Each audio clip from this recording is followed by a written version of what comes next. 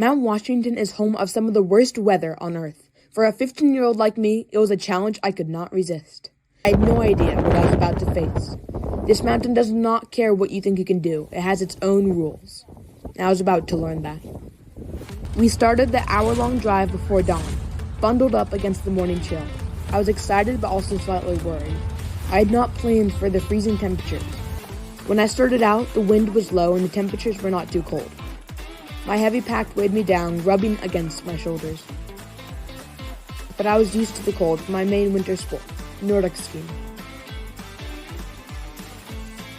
The trail wound through a thick forest, protecting us from the wind. Snow crunched underfoot. I felt strong. I was also excited. This was the adventure I'd been waiting for. As we climbed above 3,500 feet, the trees started to thin, and that's when we felt it, the wind. At first, just a few gusts, but every one of them bit down to the bone. As we hiked, I zipped my jacket all the way up and put on my puffy. The temperature was dropping fast, and the wind was picking up, but we still had many miles to go.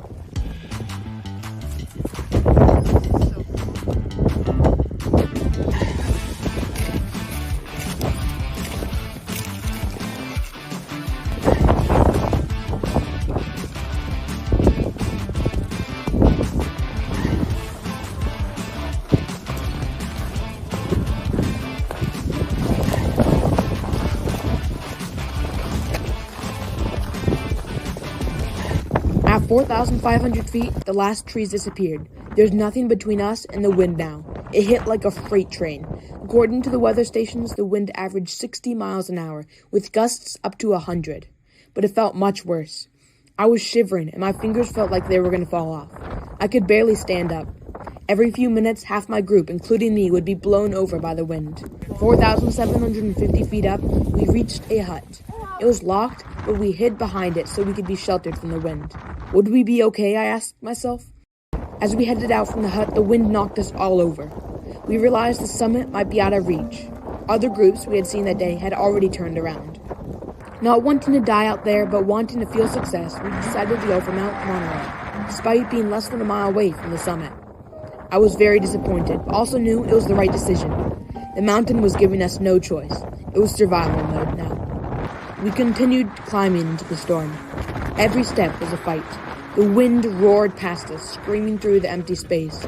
My fingers burned with cold, even inside my gloves. My water bottle was frozen solid. I had not drunk in ages.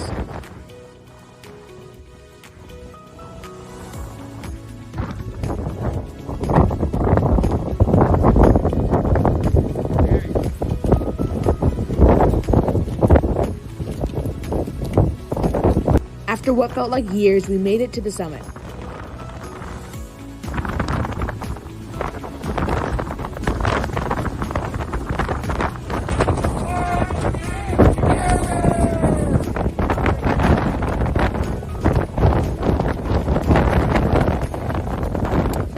We had a lot of descending to do.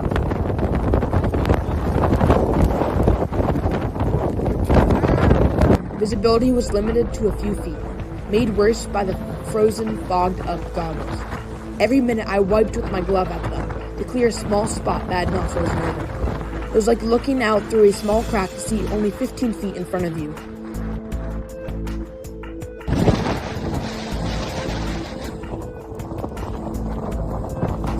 The wind did not slow down.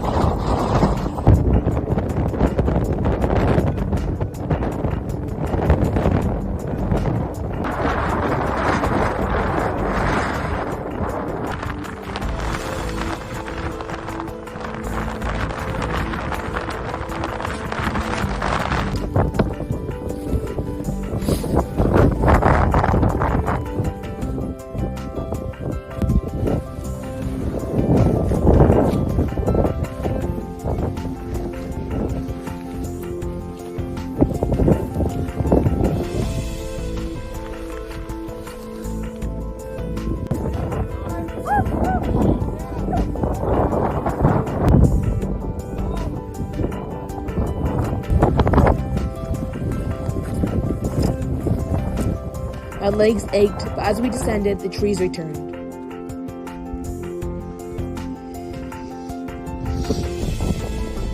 As we descended, we were able to take off our crampons, which meant we had a lot of sliding.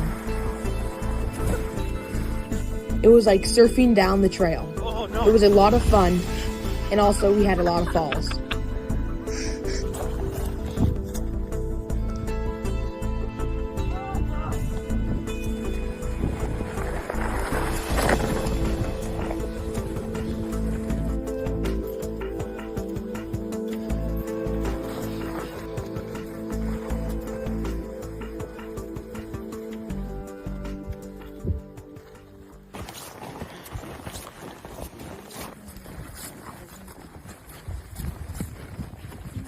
As we neared the cars, I started to feel something new.